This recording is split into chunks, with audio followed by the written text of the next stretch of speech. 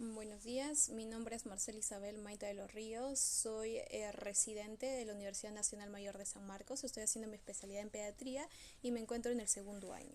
El día de hoy vamos a ver lo que es el tema de la dermatitis atópica.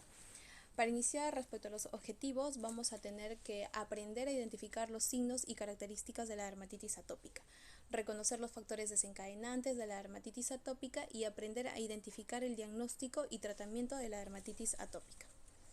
Respecto a la bibliografía, saqué del libro Boloña de Dermatología Pediátrica, el capítulo 12 de dermatitis atópica, una pequeña revisión de lo que es el tratamiento de la dermatitis atópica del Up to Date del 2022.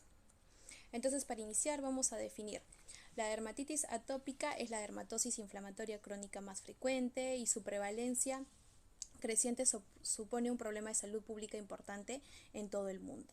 Las características de la dermatitis atópica van a ser el prurito, que es muy importante. También la dermatitis atópica va a tener una evolución crónica o recurrente crónica. Habitualmente desde la lactancia como un inicio temprano, o aunque a veces empiece en la edad adulta como un inicio tardío. Ahora, la dermatitis atópica es una enfermedad genética compleja y a menudo se va a asociar a otras enfermedades atópicas, como la rinoconjuntivitis alérgica, el asma, las alergias alimentarias y con menos frecuencia la esofagitis eosinófila. Estas enfermedades pueden aparecer simultáneamente o en distintos momentos.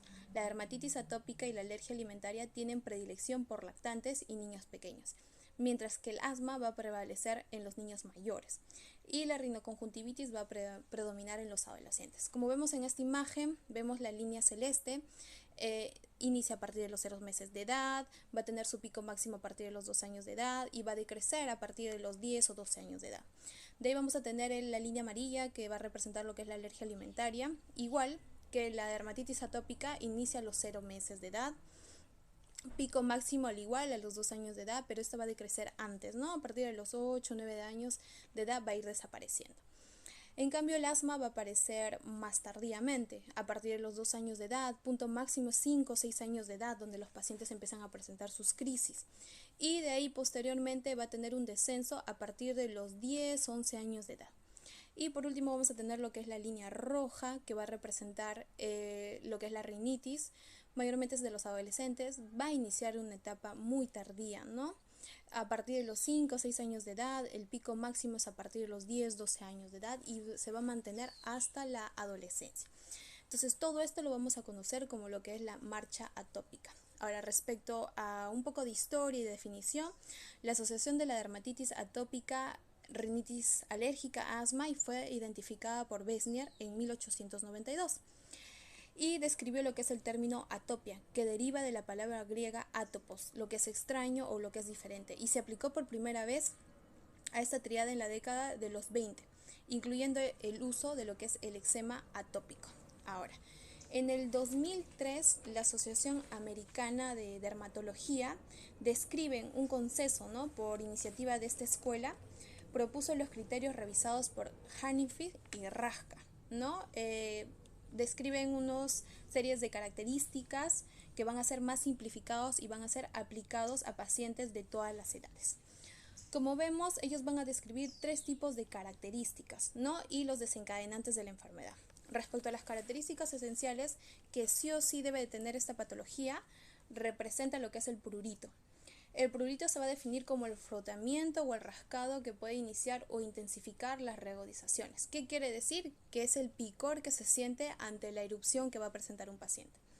A menudo va a empeorar por la tarde y se va a desencadenar mayormente en los niños por el sudor o por las ropas ásperas o por las ropas de lana que llegan a usar.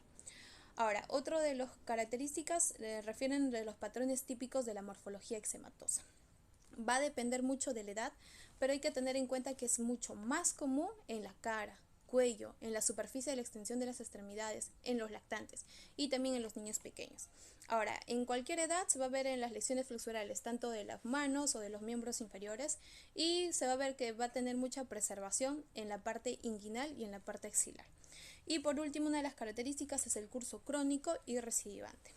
Ahora, otra de las características importantes observadas en la mayoría de los casos van a avalar un diagnóstico. El inicio durante la lactancia o la primera infancia, como ya vimos lo que es la marcha atópica. antecedentes personales y o familiares, por ejemplo, mamá, papá, abuelos o hermanos que hayan tenido algún tipo de alergia. Y por último van a describir lo que es la cerosis. La cerosis se va a describir como una piel seca, con escamas finas, en áreas sin ninguna inflamación, ¿no? Pero sí va a presentar lo que es el prurito. Por tercero vamos a tener lo que son las características asociadas indicativas de posible diagnóstico, ¿no? Son menos específicas que las segundas características, pero también pueden apoyar al diagnóstico. Como por ejemplo otros trastornos asociados a una deficiencia de la filagrina, como por ejemplo la enfermedad que es la queratosis pilar, la hiperlinalidad de palmas, una ictiosis vulgar. También va a haber una prominencia folicular, una liquenización y lesiones de prurigo. También podemos tener signos oculares como una conjuntivitis, una catarata subcapsular anterior, alteraciones periorbitarias, pliegues y oscurecimiento. Otros signos puede tener dermatitis perioral, perioauricular, una pitrasis alba. Y unas respuestas vasculares atípicas, por ejemplo, palidez facial central. Ahora, al presionar la piel aparece una línea blanca que va a reflejar el exceso de vasoconstricción. A eso lo denominamos como dermografismo blanco, ¿no? Y por último, una palidez retardada. Ahora, respecto a los desencadenantes, nos hablan sobre el clima, temperaturas extremas, tanto en el invierno o en el verano. Y también nos habla sobre lo que es la humedad baja. En los irritantes, bueno, ya mencionamos ropas ásperas, ropas que sean de tejidos de lana, pacientes que sudan mucho, las ropas que se lavan con detergentes o algún tipo de disolvente. Respecto a las infecciones cutáneas, vamos a tener, por ejemplo, la infección por el Staphylococcus aureus, que es muy común, molusco contagioso, que también es común en los niños, o algún tipo sistémico como una infección respiratoria aguda. En las alergias, bueno, alérgicos al polvo, a los ácaros del polvo, al polen, alérgenos de contacto. En las alergias alimentarias, que es un poco más alejado, lo describen como que de un 10 al 30% de los afectados por dermatitis atópica, resistente de moderada a grave, ¿no? Entonces, estos alergenos nos hablan que, por ejemplo, son más comunes los alérgicos al huevo que la leche, a los cacahuates que los frutos secos, el pescado y el marisco que la soya y el trigo. Ahora, también nos hablan sobre la detención de la hemoglobina E específica de los alergenos. Esto se va a hacer pues, por un análisis de sangre, pero no va a implicar necesariamente que el paciente tenga alergia o que desencadene lo que es la dermatitis atópica. Entonces, respecto a la epidemiología, vamos a tener lo que es la prevalencia actual de la dermatitis atópica. En la mayoría de los países ricos y en algunos de los pobres es aproximadamente del 10 hasta el 30% en niños y del 2 al 10% en adultos, lo que va a representar un aumento del doble hasta el triple respecto a las décadas previas, ¿no? En general, la prevalencia de la dermatitis atópica en las zonas rurales y en los países pobres es significativamente más baja que en las zonas urbanas. Y en los países ricos, un reflejo de la importancia del estilo de vida y del medio ambiente en la patogenia de la enfermedad atópica. Ahora, los estudios epidemiológicos han identificado 3 tipos de dermatitis atópicas, según la edad de comienzo. Uno de tipo de inicio temprano, que se va a definir como una dermatitis atópica que va a empezar en los primeros 2 años de vida. Es la forma más frecuente de dermatitis atópica que aparece durante los primeros 6 meses de vida en el 45% de las personas afectadas, durante el primer año de vida en el 60% y antes de los 5 años de edad en el 85%. Casi la mitad de los niños en los que la enfermedad aparece durante los primeros 2 años de vida tienen anticuerpos de hemoglobina E, que son específicos a los alergenos. Ahora, los primeros 2 años de vida van a tener, casi una cantidad de anticuerpos de hemoglobina E menos específicos. Y alrededor del 60% de los lactantes y de los niños pequeños con una dermatitis van a presentar una remisión a los 12 años de edad. Pero en otros la actividad de la enfermedad persistente durante la adolescencia y la vida adulta. El tipo de inicio tardío se va a definir como dermatitis atópica que empieza después de la pubertad. Hay pocos estudios epidemiológicos sobre la dermatitis atópica de inicio en la edad adulta. Aproximadamente el 30% de los pacientes con dermatitis van a presentar la forma no asociada a la hemoglobina E, ¿no? Y la inmensa mayoría de los pacientes adultos suelen ser mujeres. Respecto al tipo de inicio senil, recién hace poco se ha identificado esta etapa y es un tipo infrecuente de dermatitis atópica y va a empezar después de los 60 años de edad. Continuando con lo que es la patogenia, vamos a dividirlo en 3 categorías principales, lo que es la difusión de la barrera epidérmica, la desregulación inmunitaria y la alteración del microbioma. Cada una de ellas va a ser modulada por los factores genéticos y ambientales. Entonces vamos a iniciar. Los factores genéticos van a ser responsables del 90% de la predisposición de la dermatitis atópica de un inicio temprano. Como vemos acá en la imagen, los factores medioambientales van a aumentar la penetración a través de la barrera cutánea y van a causar un daño. O sea, que el paciente se exponga a los alergenos, a los irritantes o alguna infección por el Staphylococcus aureus va a empezar a causar un deterioro en la función de la barrera. Entonces, la disfunción de la barrera epidérmica se va a caracterizar porque una barrera con permeabilidad epidérmica defectuosa va a ser una característica sistémica de la dermatitis atópica. Ahora, un nivel alto de la pérdida de agua transdérmica, que es el TEUL, que constituye un indicador de disfunción de barrera en el segundo día de vida, va a predecir un aumento de riesgo de la dermatitis atópica al cumplir el año de edad. Ahora, la disfunción de la barrera epidérmica va a favorecer la penetración de irritantes, alergenos, microbios desencadenantes de respuestas inmunitarias como la liberación de las citocinas proinflamatorias.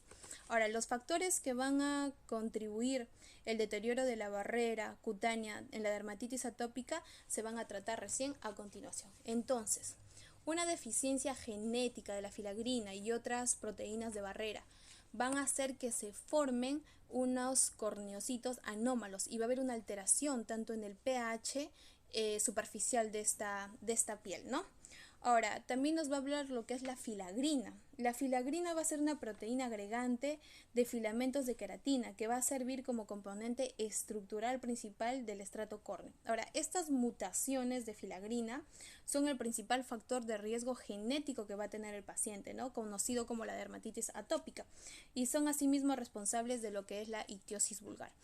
Posterior a esto también va a haber un aumento de las proteasas, el KLK5 y el KLK7, ¿no? Que va a ayudar a la desadhesión de los corneocitos.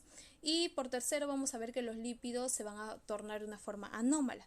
¿Qué quiere decir? Alteración del cuerpo laminar, ¿no? Va a haber mayor permeabilidad de la parte extracelular, lo que va a conllevar al deterioro de la función epidérmica. Ahora, posterior a esto vamos a tener lo que es la desregulación inmunitaria, ¿no? Vamos a tener dos tipos, la adaptativa y la innata. La desregulación inmunitaria nos va a hablar de los sistemas inmunitarios a nivel de la adaptación, ¿no? Ahora estas funciones mayormente se van a dar en lo que es la dermatitis atópica. Como vemos acá, la adaptativa va a tener como predisposición al TH2, ¿no? Recordar que va a constar de dos fases, una fase aguda y una fase crónica. En la fase aguda se va a caracterizar por las presencias de interleucina 4, interleucina 5, interleucina 13, la activación de los eosinófilos y mastocitos y la producción de hemoglobina E específica de alergenos. Ahora, las citocinas derivadas de queratinocitos como interleucina 1, linfopoietina estromal tímica, que es el TCLP, o la interleucina 33 van a promover una respuesta inmunitaria del TH2, como vemos acá. Ahora, también vamos a tener otras citocinas, como es el TH17 y también lo que es el TH1, ¿no? O el TH22. Entonces, la forma de la dermatitis crónica va a tener mucha producción de la interleucina 17, interleucina 19 y va a resultar especialmente característico de una dermatitis atópica pediátrica de un nuevo desarrollo, teniendo como predominio al TH22. Ahora, hablando sobre la respuesta innata, la desregulación inmunitaria innata, la familia de estas células linfáticas innatas, conocidas como el CLI, van a comprender linfocitos citolíticos naturales, ¿no? Que van a regular la inmunidad, la inflamación y la hemostasis en múltiples tejidos, ¿no? Y por tercero vamos a tener lo que es la alteración del microbioma. ¿Qué es la alteración del microbioma? El microbioma cutáneo va a constar de una comunidad compleja y altamente diversificada, de bacterias patógenas y comensales como los hongos y los virus, que desempeñan un papel crucial en la hemostasis epidérmica. Más del 90% de los pacientes con dermatitis atópica tienen una piel colonizada, como por ejemplo el Staphylococcus aureus, en comparación con el 5% de los pacientes que no van a tener ninguna afectación. Entonces, es así como la patogenia de la dermatitis atópica va a enfocarse más en la desregulación y en la disfunción de la barrera epidérmica que puede causar en los pacientes. Ahora, respecto a los patrones de distribución, tenemos acá en la imagen, es la dermatitis atópica infantil. Como vemos, la localización más frecuente, como ya lo mencionamos, es en la cara, cuellos y en las flexiones, ¿no? Flexores de miembros superiores y flexiones de miembros inferiores. Y otras localizaciones menos frecuentes va a ser en la región inguinal, en las plantas de las manos, ¿no?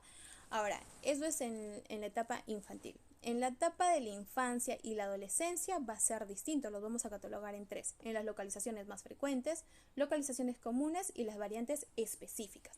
Entonces, en las localizaciones más frecuentes vamos a tener igual la dermatitis de la cabeza y el cuello, principalmente va a aparecer en la pubertad y puede ser incluido por una proliferación del Malassez. También vamos a tener lo que es el eczema palpebral, a menudo con una liquenización pronunciada. Acá está lo que es el famoso eczema por mojarse los labios. Mayormente los pacientes que tienen el labio reseco van a tratar de humedecer.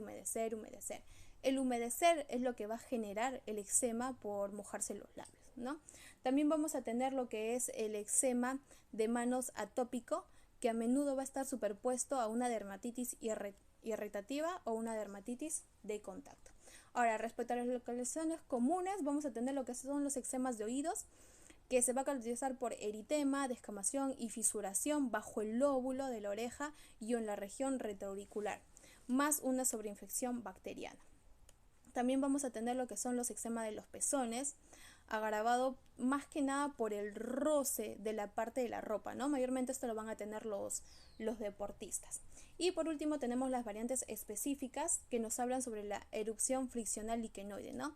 Que son múltiples pápulas pequeñas de superficie plana, rosadas o de color piel en los codos, en las rodillas, ¿no? Habitualmente esto es en los niños atópicos y se va a ver en primavera y en verano. Y por último vamos a tener lo que es la dermatosis plantar juvenil. Son eritemas brillantes, hay descamación y fisuras en el antepié, en la parte plantar, ¿no? Entonces, estos son los patrones típicos de la morfología eczematosa más comunes de la distribución específica en la edad, tanto infantil, en la infancia y en los adolescentes. Ahora, respecto a las características clínicas, vamos a tener acá un tipo de imágenes. Como vemos en la imagen 1, vamos a tener un pacientito que tiene hipopigmentación postinflamatoria en la dermatitis atópica. En la figura número 2 vamos a tener un paciente que va a tener toda una afectación difusa crónica de la superficie extensora de un brazo. Como vemos, hay descamación y también hay una hiperpigmentación, ¿no? Mayormente acá se va a ver una prominencia folicular en el tronco. En la tercera imagen vamos a ver en la parte B que es una dermatitis facial generalizada más grave con acentuación de las escamas costrosas alrededor de la boca, ¿no? Lo que mencionamos que es el eczema por mojarse los labios. Y en la figura 3A vamos a tener un eritema con escamas al igual costrosas que están en ambas mejillas. Obsérvese la presencia de la zona central de la cara, ¿no? Y por último tenemos el cuarto, que es la dermatitis atópica muy común, como mencionamos, en las flexuras de miembros superiores, ¿no? Acá tenemos, diré un miembro inferior, es la fosa poplitea, que es una localización muy característica de una dermatitis atópica. Ahora, respecto a las complicaciones vamos a tener, lo primero que hablamos es sobre las infecciones, ¿no? Las infecciones víricas o bacterianas son las complicaciones más frecuentes de la dermatitis atópica, teniendo en cuenta lo primero, la causa, el Staphylococcus aureus. También tener en cuenta que estos pueden ser afectados por el Streptococcus pyogenes, pero que es en menos frecuencia, ¿no? Entonces, como vemos en la figura 13, es un paciente que ha tenido una dermatitis atópica y se ha complicado con una infección del Staphylococcus aureus, ¿no? Conocido como un eczema herpético. Entonces, el eczema herpético mayormente va a ser la diseminación rápida de una infección por el virus del herpes simple, que es de la parte de abajo, sobre la piel eczematosa de los pacientes con una dermatitis atópica. Al inicio va a producir erupciones como vesículas, ¿no? Pero posterior a esto ya se van a formar costras.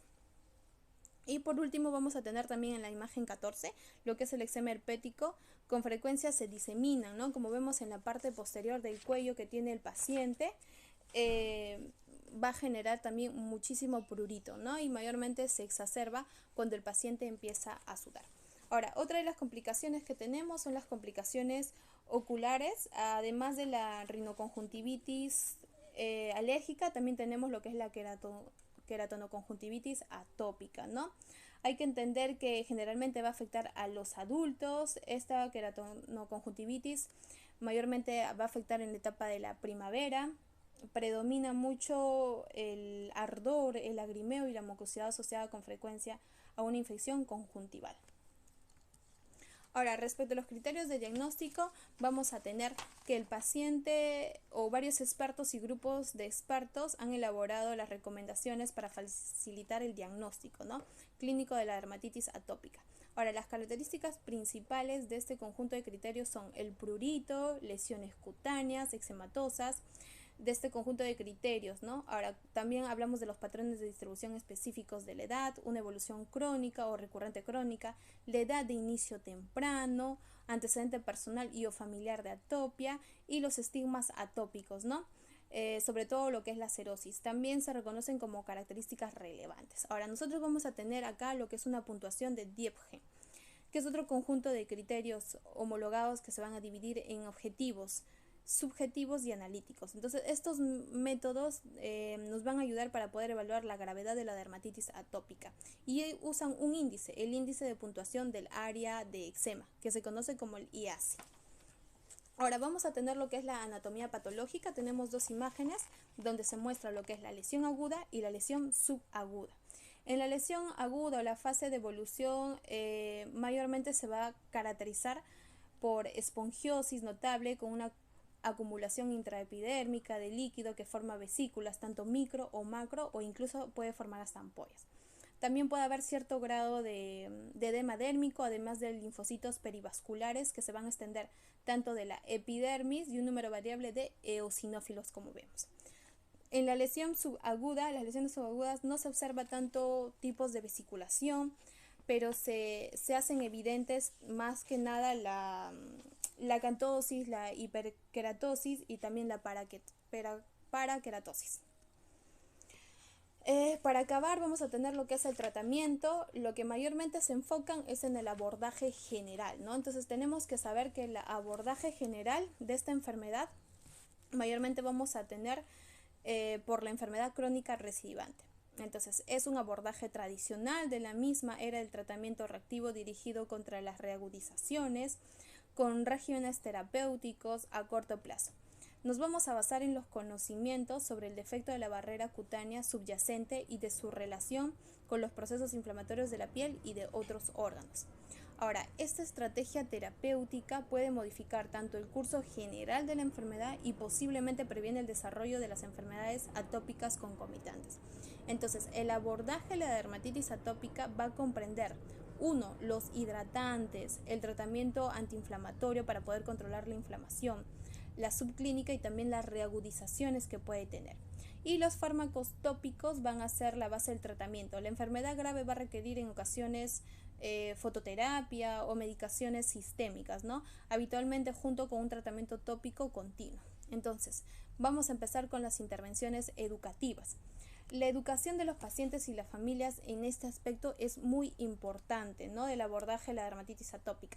Se ha demostrado que cada vez si el familiar tiene mayor conocimiento sobre la enfermedad y la evolución de la enfermedad, va a tener un mejor tratamiento, ¿no? Entonces, a menudo los padres van a intentar determinar una causa erradicable, ¿no?, de la dermatitis atópica y va a decir por qué mi hijo padece esta enfermedad. Y van a aceptar con dificultad la idea de controlar esta enfermedad, ¿no?, en lugar de curarla. Entonces se dispone de diversos recursos educativos de manera online. Hay una página nacional de eczema, ¿no?, que va a ayudar a estos familiares, en especial a los padres, poder saber o explicar sobre esta enfermedad. Otro vamos a tener lo que son los baños, ¿no? Los baños pueden hidratar la piel y eliminar las escamas, tanto las costras, los irritantes y los alergenos. Aunque se dispone de pocos objetivos respecto a este tratamiento, las prácticas óptimas del baño de dermatitis atópica generalmente va a recomendar que los pacientes se bañen o se duchen una vez al día durante 5 o 10 minutos con agua tibia, no caliente, utilizando un limpiador no jabonoso sin fragancias, ¿no? Puede ser con un pH neutro como la glicerina, ¿no? Según sea necesario. Ahora, la aplicación de algún hidratante poco después del baño va a ser esencial para los pacientes, ¿no? Ahora, hablamos sobre lo que son los hidratantes. El uso diario del hidratante es lo mejor que vamos a tener en la dermatitis atópica, ¿no? Porque hay que recordar que hay una pérdida de agua. Cada vez que un paciente se baña, cada vez que un paciente transpira, va a tener pérdida. Entonces el paciente va a tener lo que es la resequedad. Por eso tenemos que mantenerlo hidratado. Entonces la aplicación de los hidratantes va a reducir lo que es la cerosis, el prurito, el eritema. También puede reducir lo que son la fisuración, las liquenizaciones y disminuye la cantidad de fármacos antiinflamatorios que pueda consumir el paciente para poder controlar esta enfermedad. Ahora existen varios preparados, como por ejemplo en el salud usamos lo que es vaselina, vaselina líquida, vaselina sólida, una crema que se llama crema Darier, ¿no? Que nos pudiera ayudar a hidratar bastante al paciente, ¿no? Hay muchos tipos de hidratantes que podemos ayudar. Ahora, respecto a la escala terapéutica de la dermatitis atópica, como ya mencioné, lo primero que tenemos que hacer es hidratar al paciente, ¿no? En casos de que no funcione o vemos que la lesión se torne muy eritematosa, podemos usar lo que son los corticoides tópicos. Tener en cuenta que los corticoides de bajo, como la hidrocortisona, se debería usar en la cara, ¿no? La betametasona en el cuerpo. Tener mucho cuidado, ya que este corticoide de manera tópica también tiene impregnación y también puede causar, claro, de baja posibilidad, pero puede dañar o causar una enfermedad suprarrenal, ¿no? También tenemos los inhibidores de la calcineurina tópicos, el crisaborol, el tofacitinib, tenemos el dupilumab, ciclosporina, la azatioprina, el micofenolato, el metotrexate, corticoides sistémicos, el omalizumab, nemolizumab, tofacitinib y rituximab o inmunoglobulina, ¿no? Entonces hay muchos tipos de tratamientos dependiendo de lo que el paciente va a necesitar. Lo que tenemos que tener en cuenta es que lo mejor o lo que se ha comprobado hasta ahora el 100% son los hidratantes, ¿no? Y aparte los corticoides tópicos que el paciente pudiera tener. Ahora, respecto a los tratamientos auxiliares, también nos hablan sobre los baños húmedos, baños de hipoclorito de sodio, baños con lejía, tratamiento de infecciones bacterianas víricas. Si el paciente tiene la dermatitis atópica y se ha sobreinfectado, dar una cobertura ya sea bacteriana o para hongos, ¿no? Antihistamínicos orales para evitar el prurito, ya que al rascarse en las uñas hay suciedad y probablemente va a tener un 50-60% de que el niño pueda infectarse. También vamos a tener los antagonistas de leucotrienos, probióticos que pueden ser eficaces tanto en la prevención primaria y los suplementos de vitamina D, ¿no? Estos más que nada son los tratamientos auxiliares que podríamos, ¿no?, enseñar a los padres para poder utilizar y disminuir lo que es las sobreinfecciones de la dermatitis atópica. Entonces eso sería todo, espero que les haya gustado y la información les haya servido sobre la dermatitis atópica pediátrica. Muchas gracias.